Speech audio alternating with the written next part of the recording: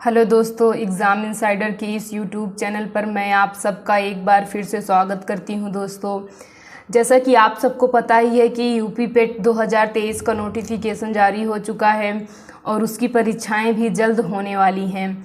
तो उसी की तैयारी के लिए दोस्तों हमारे चैनल पर आपको यूपी पेट के प्रैक्टिस सेट देखने को मिल जाएंगे और साथ ही साथ हमारे चैनल पर जीए और जीके के साथ साथ हम आपको इंग्लिश के प्रैक्टिस सेट भी करवा रहे हैं। इंग्लिश में यूपी पेट में ज़्यादा तो नहीं पर 5 नंबर आता है। कितने नंबर आता है बच्चों? 5 नंबर, 5 क्वेश्चन।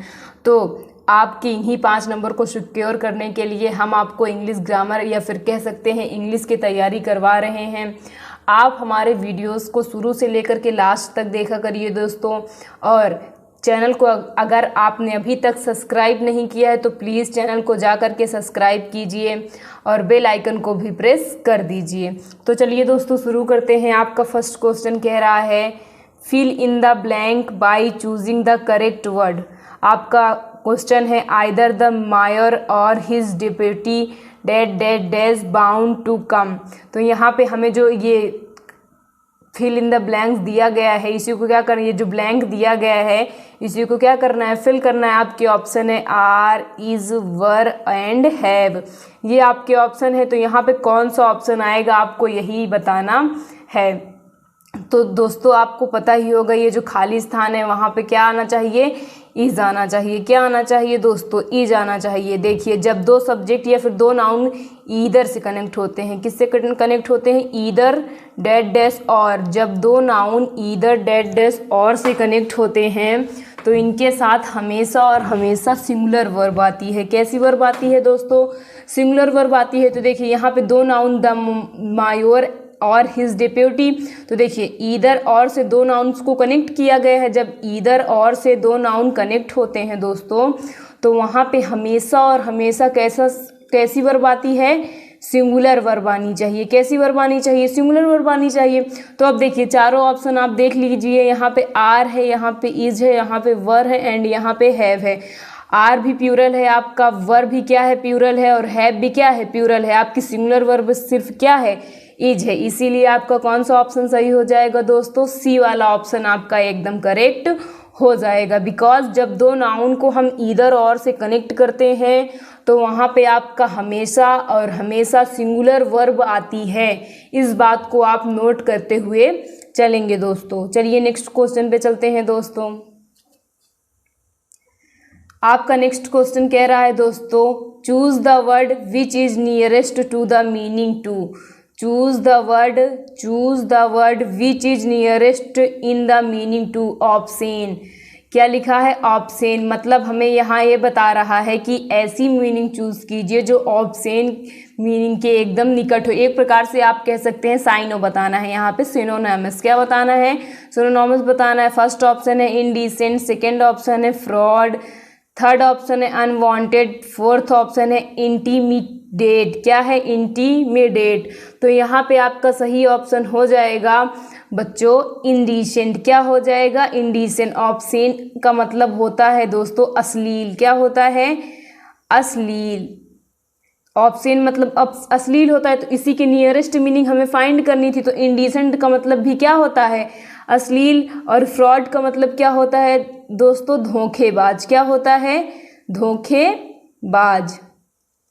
फ्रॉड की स्पेलिंग आप देख लीजिए, कभी कभी मिस स्प्लिट भी दे देता है, FRAUD फ्रॉड। उसके बाद अनवांटेड का मतलब अनावश्यक। क्या होता है दोस्तों? अनावश्यक। देन आपकी फोर्थ स्पेलिंग बची इंटीमिडेट। इसका मतलब होता है भयभीत करना। क्या होता है दोस्तों? भयभीत करना। इंटीमिडेट। क्या होता है? इंटीमिडेट। इसका मतलब होता है भयभीत करना। तो देखिए आपका सही ऑप्शन क्या हो गया? इंडिसेंट। ऑप्शन मतलब भी अश्लील होता है और इंडिसेंट मतलब भी क्या होता है? अश्लील होता है। चलिए नेक्स्ट क्वेश्चन पे चलते हैं दोस्तों। आपका नेक्स्ट क्वेश्चन कह रहा है change the following sentence into indirect speech. Change the following sentence into indirect speech. आपके ऑप्शन क्वेश्चन है I said to my brother comma inverted comma let us go to some hill station for a change.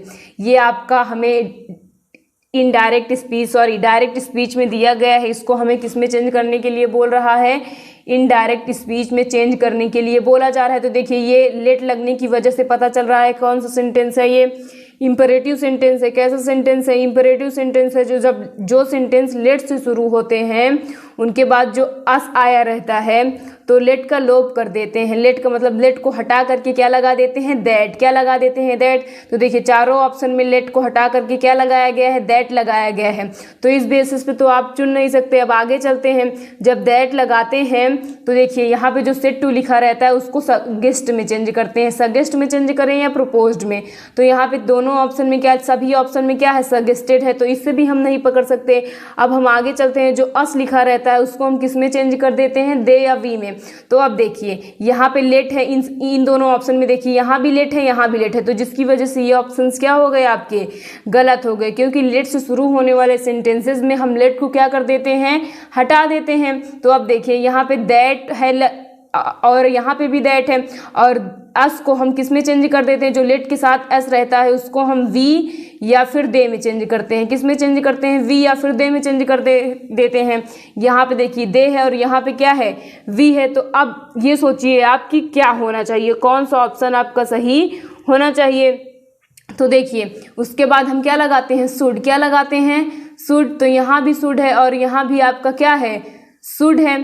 लेकिन आप ये ध्यान दीजिएगा कि अब देखिए यहाँ पे अस आया है तो किस में चेंज कर देंगे, वी में चेंज कर देंगे। तो आपका यहाँ पे सही ऑप्शन हो जाएगा दोस्तों बी वाला। कौन सा ऑप्शन सही हो जाएगा दोस्तों, बी वाला एकदम सही करेक्ट हो जाएगा। आपका बी वाला ऑप्शन सही हो जाएगा। चलिए नेक्स्ट पे चलते हैं, नेक्स्ट क्वेश्चन पे। नेक्स्ट आपका गद्यांश है दोस्तों। चलिए इसको पढ़ते हैं और अपने गद्यांश के क्वेश्चंस को क्या करते हैं, हम सॉल्व करते हैं। तो देखिए आपका गद्यांश कह रहा है, freedom has assuredly given us a new status and new opportunities, but it also implies that we should discard selfishness, laziness, and all narrowness of outlook. Our freedom suggests toil and creation of new values of old ones.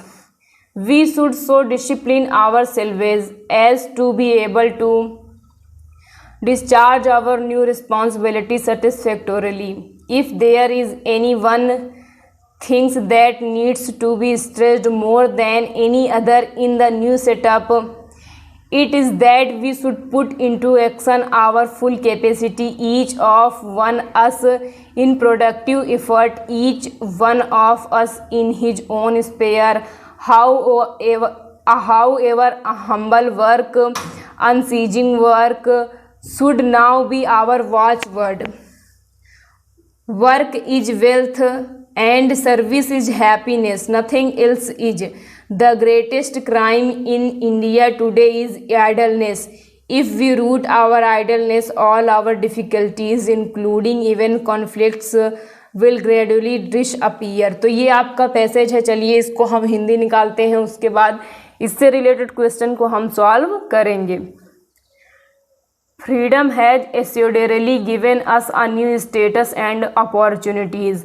स्वतंत्रता ने निश्चित रूप से हमें नया दर्जा और नए मौके दिए हैं। तो इतनी लाइन का मतलब क्या हो जाएगा दोस्तों, कि स्वतंत्रता ने हमें निश्चित रूप से नए दर्जे और नए मौके दिए हैं।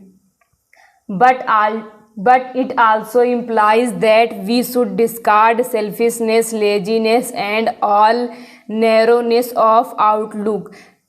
इसका तात्पर्य यह है कि हमें अपने स्वार्थीपन, आलसपन और सभी प्रकार के संकीर्ण दृष्टिकोण को क्या कर देना चाहिए, त्याग देना चाहिए, छोड़ देना चाहिए। Our freedom suggests toil and creation of new values of old ones. हमारी स्वतंत्रता हमें कठिन परिश्रम करके नए वैल्यूज़ यानी नए मूल्यों को पुराने मूल्यों से जोड़ने या फिर बनाने की सलाह देती है। We should so discipline ourselves as to be able to discharge our new responsibility satisfactorily. हमें अपने आप को या फिर स्वयं को इतना अनुशासित बनाना चाहिए कि हम अपनी सभी नई जिम्मेदारियों का निर्वाह संतुष्टिपूर्वक कर सकें। If there is any one thing that needs to be stressed more than any other in new setup, अगर नई व्यवस्था में किसी चीज़ पर सबसे ज़्यादा जोर देने की ज़रूरत है तो it is that we should put into action our full capacity, each one of us in productive effort, each one of us in own sphere, however humble। यहाँ पे कह रहा है कि अगर नई व्यवस्था में किसी चीज़ पर सबसे ज़्यादा जोर देने की ज़रूरत है तो वह यह है कि हम लोगों को, सभी लोगों को अपनी क्षमता के अनुसार अपने अपने क्षेत्रों में उत्पादक प्रयास करने की ज़रूरत है। However humble work, unceasing work should now be our watchword।